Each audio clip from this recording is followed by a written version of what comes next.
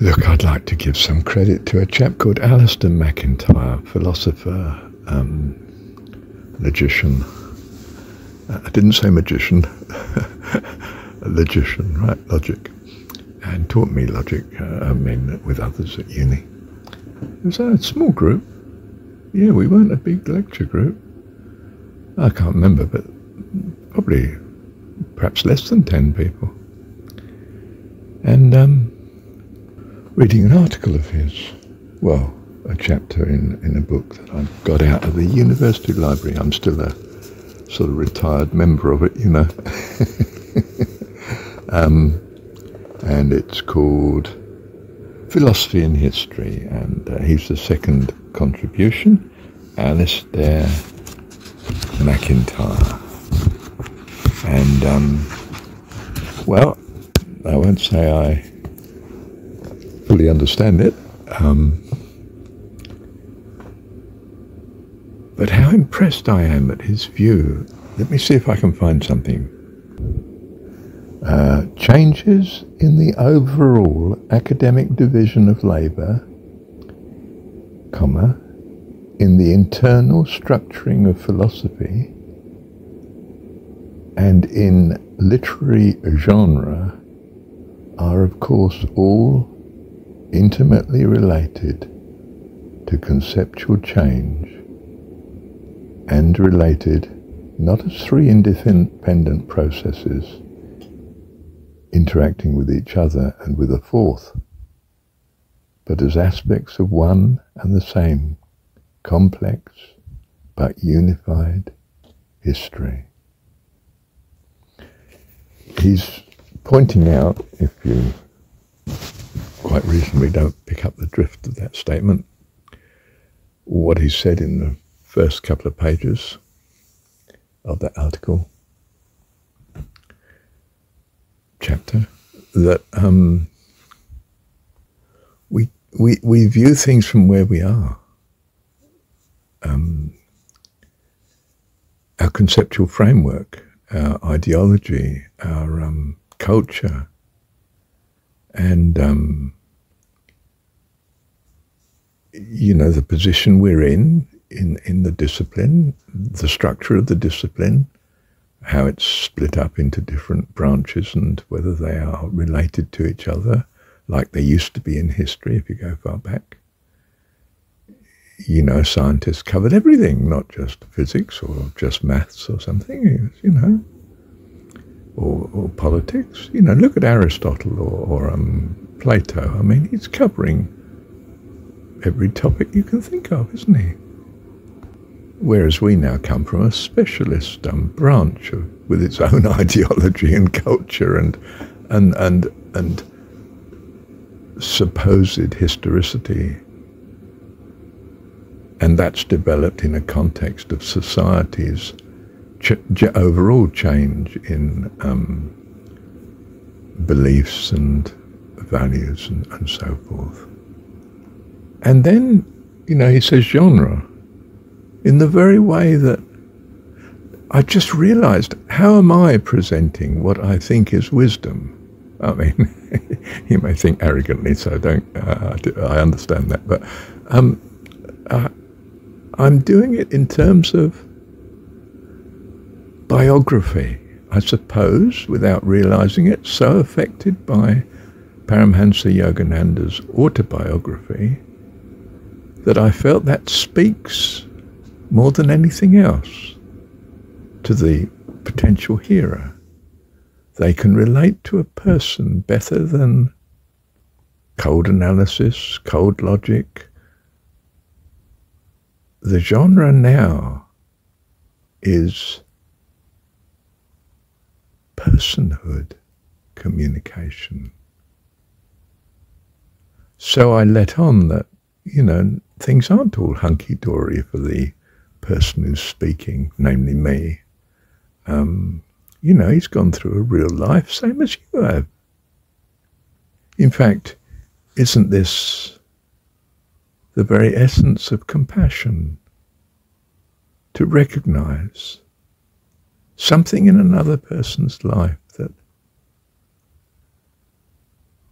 is as much your own as theirs, and you feel for them, and your heart goes out to them. And all the reasoning in the world can't stop your compassion and your desire to help and be a blessing. Isn't that just wonderful? You see, it crosses my mind in a moment that, you know, Allah, the compassionate one. I know nothing, honestly, of Islam, but Allah, the compassionate one, is a phrase I picked up in my mind, that of all things, His compassion. And that's why you should love Him with all your heart, soul, mind and strength. Because He loves you. On your side, utterly. In you, in fact. Bless you. And we are blessed, aren't we? We know God when we feel compassion and love and care and concern. And we are in deadly earnest. Or should I say, in a more enlightened way, eternally in earnest.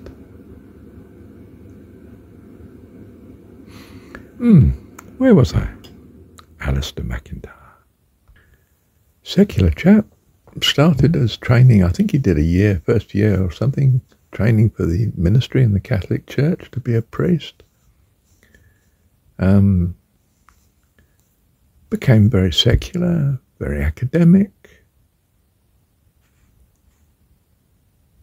But behind it still that utter sincerity, you see? Like any traditional view of philosophy is, truly seeking after truth. I know how that feels. I've been wedded to that. When I was reading Plato in public reference library in Southend-on-Sea, Essex, back there in the 60s, 1960s. Young man I was, 17, reading Plato. No one to advise me on such. Just me and the book. And I felt I was reading an ancient book. Well, it was. I don't know, 2,500 years ago, isn't it? Something like that. I mean, the writings. You know, I was in a transcendent state. I could go out in the street and I felt as though I was a stranger looking at a modern world from, I don't know, was I looking from ancient Greece or just from something detached? I think I suddenly had the freedom of becoming an observer of the complexity of living and life. But suddenly I was free from it. I was observing it rather than being embroiled in it, in a sense. I was hovering over it, the observer, looking at the traffic and the buildings and society as it presented then, in that moment of time, in that place. A transcendence. In a different way to a transcendence, well, in some ways, when I feel the loveliness of God close, well, that brings tears to my whole being, tears of joy. This was not so much joy, this transcendence was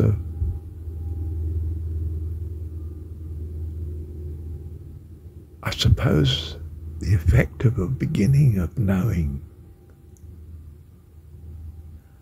And I suppose I felt very much that I'd found the way, and it was through earnest, if you like, logical reasoning.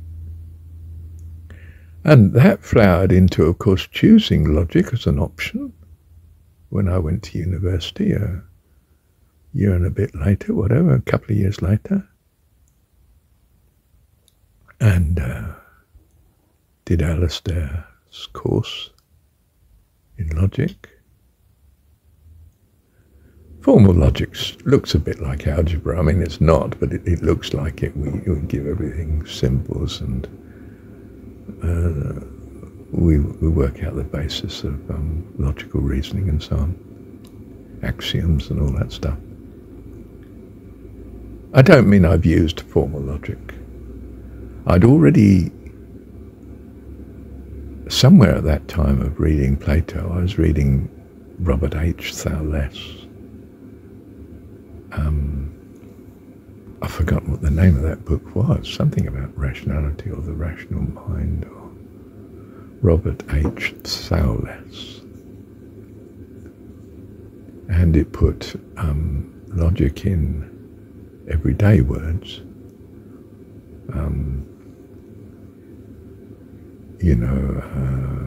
I don't know, all men are people, but not all people are men.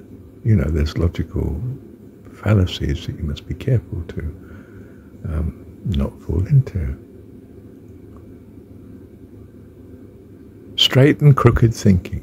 That was it. That was the title. Robert H. Thowless, Straight and Crooked Thinking. So I'd got that sort of reality handle on logic. And when I went to university, okay, I did formal logic, and fortunately, I felt in my being I had an inclination to the logic of maths. I was relatively good at maths compared to literature and that sort of thing, you see. Enough about me. Do you see how God uses all of us in this pageant of creation? What a blessing these people are to us. In this case, I'm singling out Alastair MacIntyre, for instance. And I find a book in the library that just takes my eye, and I take it spontaneously. I back that hunch. Oh, I'm drawn to that book. Let's see what God has. I open it, and my goodness, it includes Alastair MacIntyre's name.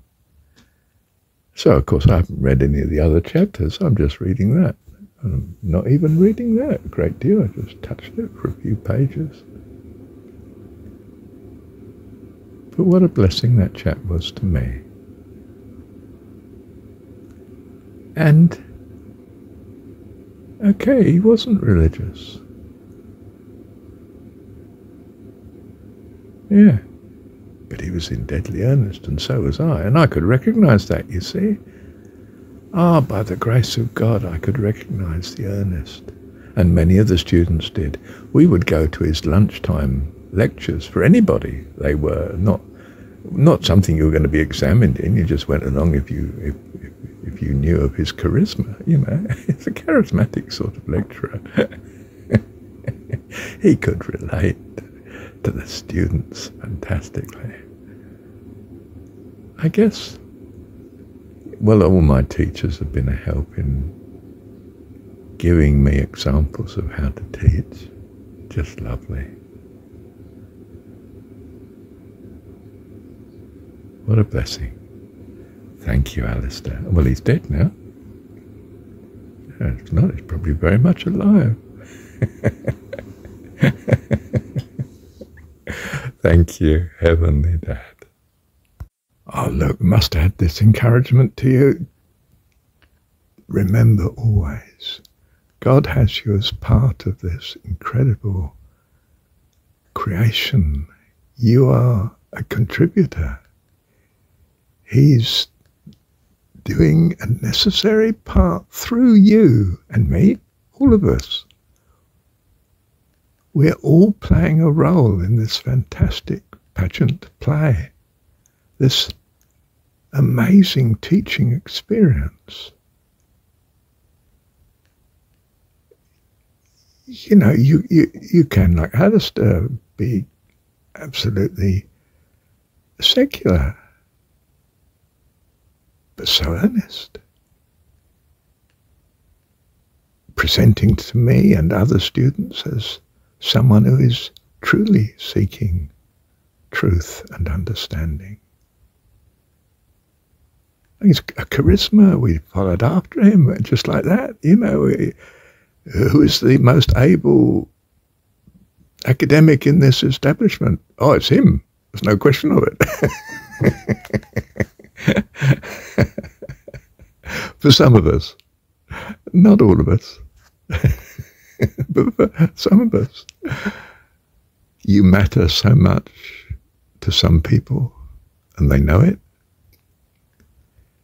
And others, you matter so much because that's what God has you doing, and the role you're playing is necessary for their entering life eternal. And you're part of it, wittingly or otherwise, by the grace and the goodness and the blessing of the love of God, your God. I might want to say the person who personifies all that you truly value. Bless you. Thank you, Heavenly Dad.